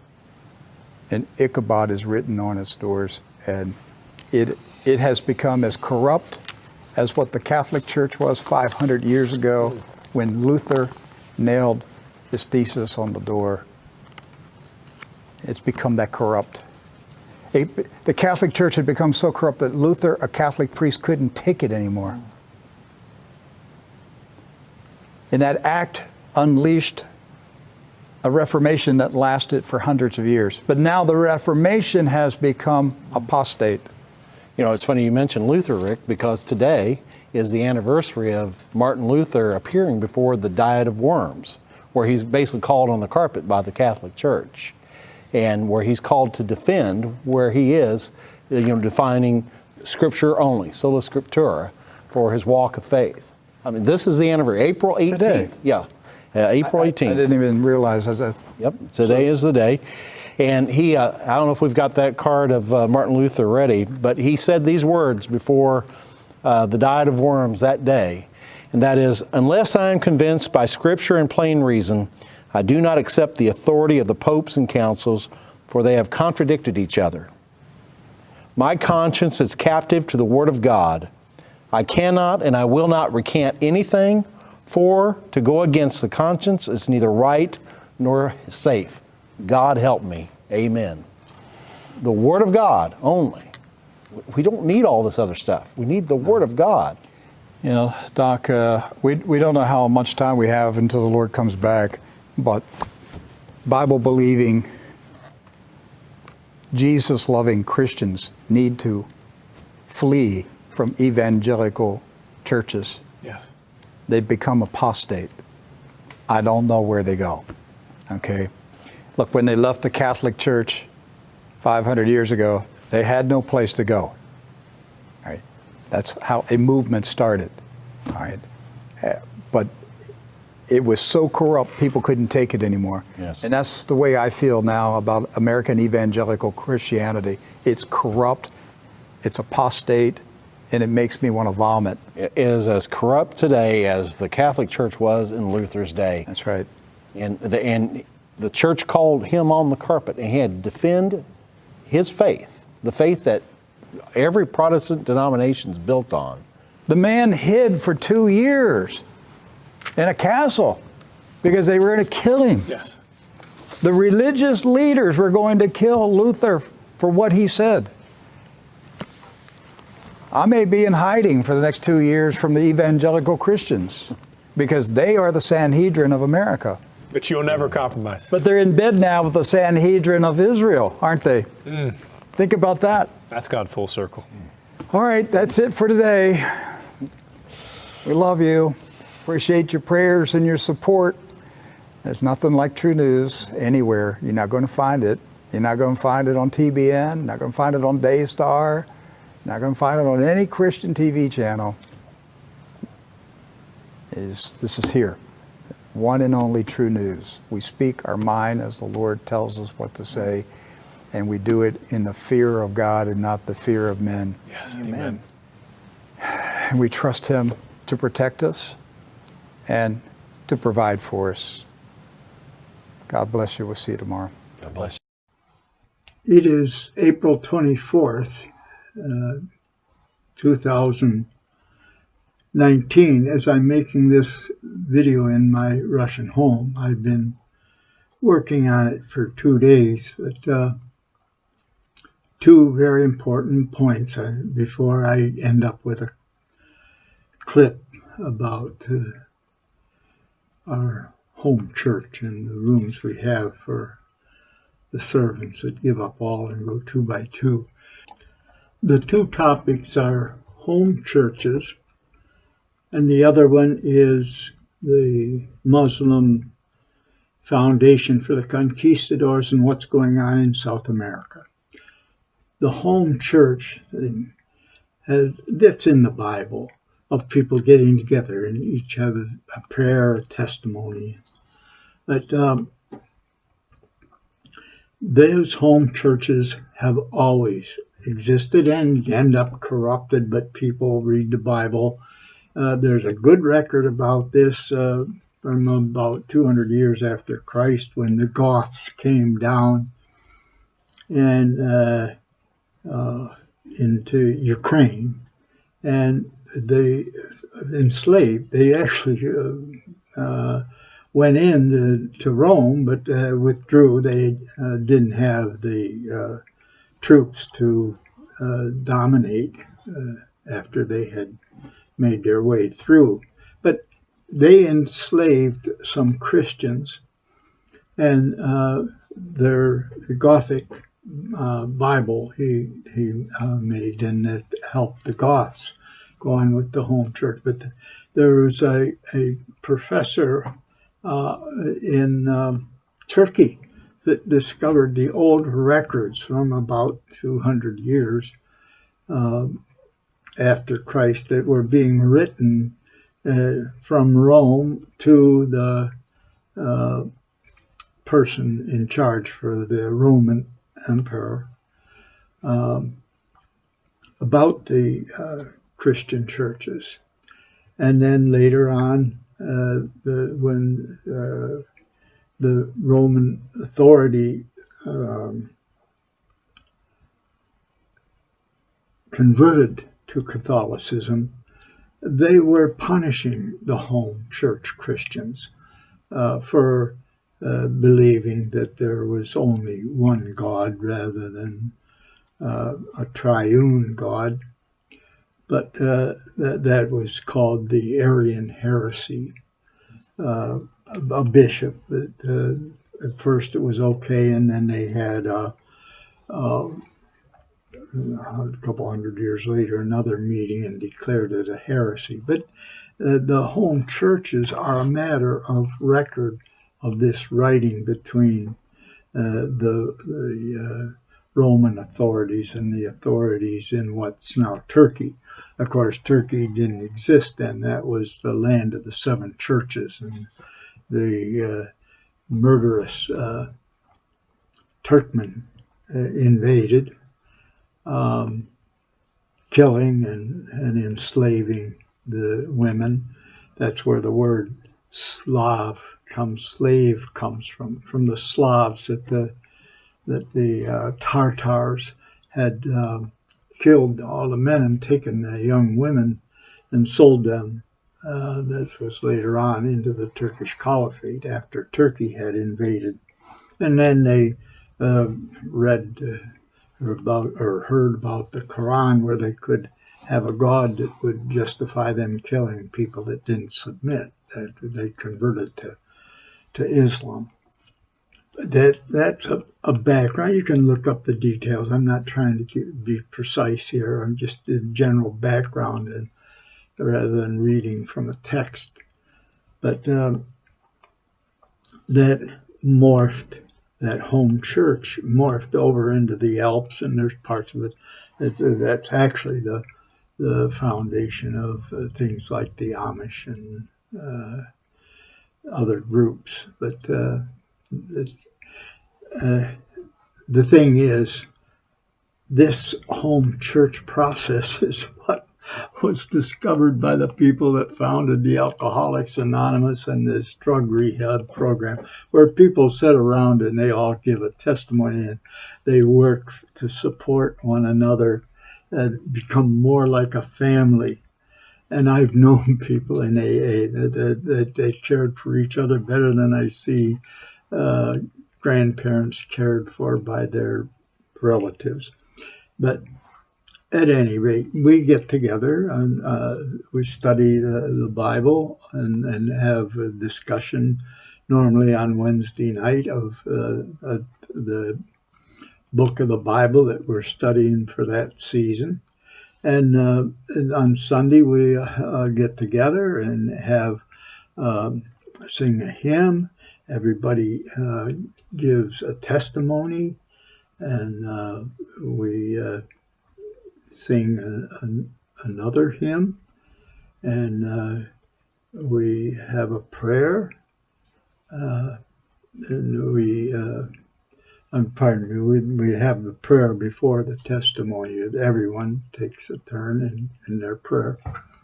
But then after the testimony, we have a hymn and then a prayer for the emblem of Christ's body. And we pass a piece of red as that emblem of Christ's body. And then someone says a prayer for the glass of wine or grape juice, and we pass that as an emblem of Christ's blood. The idea that said that as he was crucified, the veil in the temple was torn open. That's where the Holy of Holies that only the high priest could go. But that was torn open, that through Christ's sacrifice, he did that to say we could talk directly to our source of existence.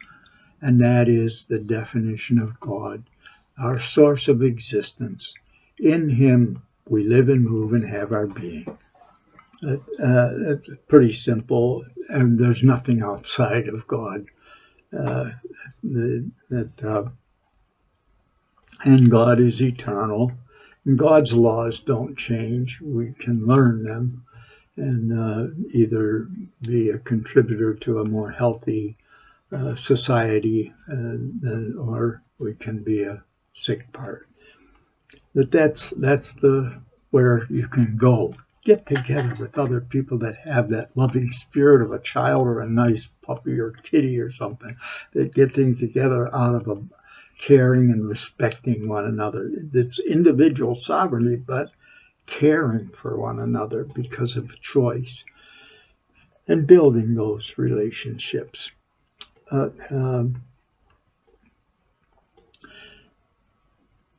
Coming to the second point, we're having a lot of problems in South America, and I had a Needs of Children seminar, once meeting once a week for 8 weeks at the Unitarian Church in Buffalo, and after a couple of weeks, there was a bunch of nuns showing up. This was in 1980.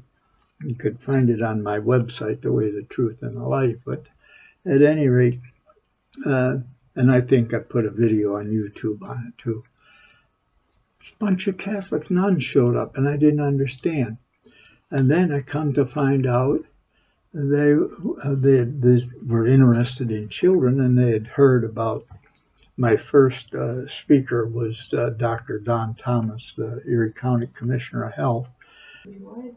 I want to insert an insight here. The different sessions of the seminar were starting with the youngest children and going up through age levels.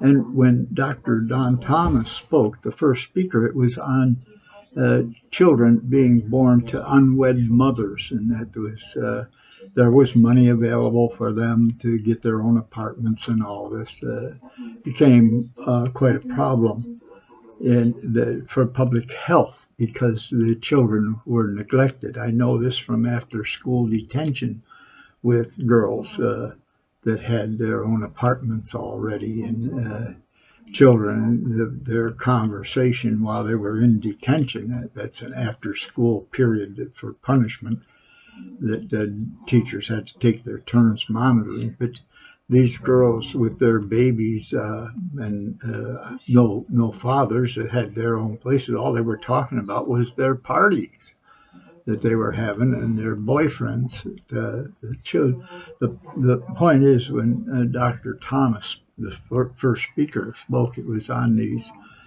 children, the early newborn babies, and the difficulty with this one group were neglected. At that time, the Hispanics were still seriously Catholic. And this may be why the nuns got involved, that they heard about it, because Dr. Thomas said that the main source of the problem of infant neglect was amongst the Hispanic community at that time. At that time, the Hispanic community was still quite Christian, committed to being virgins when they get married. And the Hispanic girls, just like Polish girls in that time, that would get pregnant as teenagers and fooling around, they would often be rejected by their family. And that was the problem with the Hispanics. Now, I think that culture has changed away from Christianity quite a bit now. And they've got abortion and everything else, even though the Catholic Church doesn't sanction it. But at any rate, I wanted to add that insight into how somebody got through to the nuns. It was probably because of Dr. Thomas, the Commissioner of Health's mention of the Hispanic population of young girls, that they were rejected by their families, so they had no parental control, and they had their own apartments and neglecting their children. That's the insight.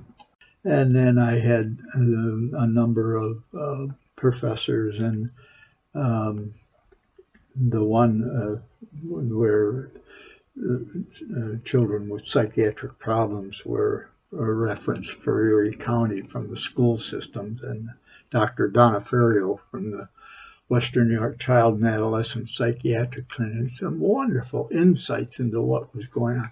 But these nuns showed up, and afterwards they told me about the liberation theology, and I really didn't understand it. They said, there was oppression in South America. Well, I had been to Mexico when I was 15. I hitchhiked down there and saw men, boys out there, you effing my sister Trace. That is, I'll sell my sister to you for $3.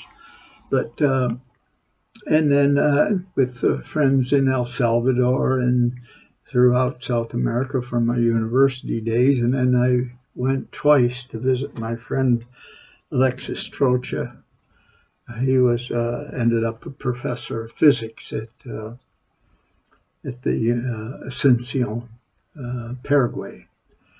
That they have a two-class society. My friend had to live a stone wall around his building with glass on top, so the poor people wouldn't crawl over. And they owned a farm, and they had a bunch of a family that lived there and did the farming for them for nothing, for a place to live and food to eat. They were like slaves, but that's the way it is all over Latin America. And the reason for it is pretty simple. The Muslims dominated Spain for 700 years. The Christians were beheaded. They had to supply their virgin daughters for the harems in North Africa. And their rulers were the Jewish with the Muslims with Jewish enforcers. The Jewish were their rent collectors and their enforcers. The Jewish could carry a weapon. That they converted. The Jewish did very well. And then the Inquisition came after same year that Columbus discovered America. The Visigoths finally pushed all the Muslims off from Spain, and Turkey rescued a bunch of them and took them. They lived there, their progeny, until 48, when Israel was created. And the Inquisition, they had to convert back to, or the Christians who had converted to Islam had to convert back, and the Jewish, and many of them escaped to northern Germany, where they served the lords the same way they had served the Muslims. The upper class lords in Germany wouldn't allow the people to learn to read and write, and they didn't want their children being doctors touching sick people. Here were the literate Jewish, and they were the rent collectors and the bookkeepers and the doctors and the literate servants of the lords. And of course, as you know, that one family then set up a financial worldwide network, and they had learned the boom and crash, buy them when they're down and sell them when you're up. But the Rothschild family. But you can learn all those things. But the point is, the Visigoth lords, they were home church people going back to the Goths, but they converted to Catholicism for the glory of the Pope's recognition. And they, warlords, took over the land and made it theirs. And they had the land and the title. And their eldest son inherited both. Their other sons became priests and military officers, the upper class. And that's who the conquistadors were. Going to Latin America, rape, pillage, and plunder, take their gold, the same way the Muslims treated them. That's typical. Just like the Iroquois in New York had been the slaves of the Algonquins up in Quebec. And when they freed themselves, they were a murderous tribe. They tortured their captives. They cannibalized them. When the neuter tribe at Niagara Falls converted to Christianity, they murdered them all. That's why you can't find a good source of the Maid of the Mist, because it comes all the way from up near Michigan, with the other tribe that the Iroquois were always fighting, but some of the neuter tribe managed to escape and go on. That's the name of one of the lakes here, the Huron Indians. And so there's some knowledge of the Maid of the Mist comes from the Huron tribe, because there were neuter tribe people that had escaped there. The Iroquois took the two priests that were there. No army it wasn't the army that came, it was the French fur traders with pots and pans for the Indians, and taking the beaver furs back to mink and muskrat, but mainly beaver furs back to France. And priests then came with them, taking nothing but the shirt on their back, the way Jesus said to go. And they brought the message of Christ rather than worshiping objects, and that you can talk to your source of existence and be forgiven if you feel guilty, as long as you repent, of course. But they took those two priests and tied them to posts. The one kept preaching Jesus. They cut off his tongue, cut off his lips. Then they put a fire in them and roasted their legs and ate part of them. Look at what they did. And it was no army coming. This contempt for the Europeans amongst the natives, that is true in South America. The conquistadors raped, pillaged, and plundered and took their gold back to, and they did the same thing in the Philippines, and they spread a evil culture where Islam could flourish, like in parts of the Philippines. But the conquistadors, under a Christian name, did that. That's why the nuns were bringing this liberation theology, and the Pope today understands this. The terrible oppression under the Hispanic domination of the Native Americans. And of course the Jewish are there working with them too as part of the upper class with their money control processes and their intellectualism and their indoctrination to keep the next generation in submission.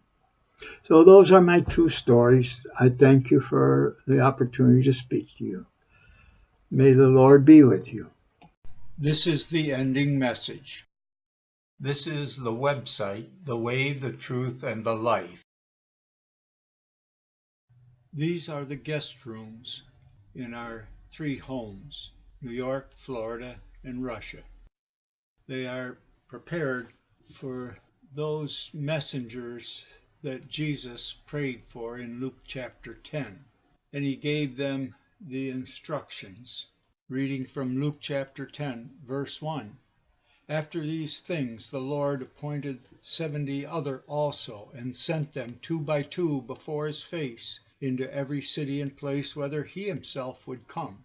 As Jesus said in Matthew chapter 18, verse 20, where 2 or 3 are gathered in my name, I am with them. Verse 2, therefore he said unto them, the harvest is great, but the laborers are few. Pray ye therefore the Lord of the harvest that he would send forth laborers into the harvest. This is Jesus praying for more servants and asking us to do the same. Verse 3, go your ways. Behold, I send you forth as lambs among wolves. Verse 4, carry neither purse nor scrip nor shoes, and salute no man on the way. Verse 5, and into whatsoever house ye enter, first say, peace be to this house. Verse 6, and if the Son of Peace be there, your peace shall rest upon it. If not, it shall return unto you again.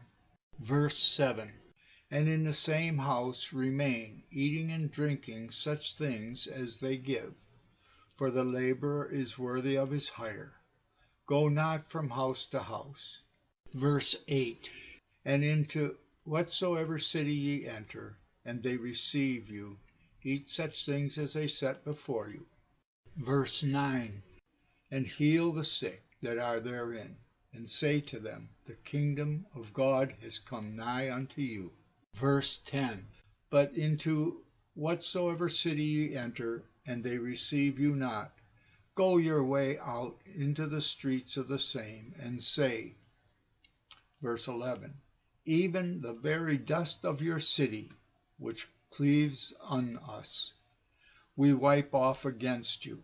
Notwithstanding, be ye sure of this, that the kingdom of God has come nigh unto you. Verse 12, but I say unto you, it shall be more tolerable in that day for Sodom than for that city. In closing, remember Matthew 18, verse 20, where Jesus said, for where 2 or 3 are gathered together in my name, there I am in the midst of them.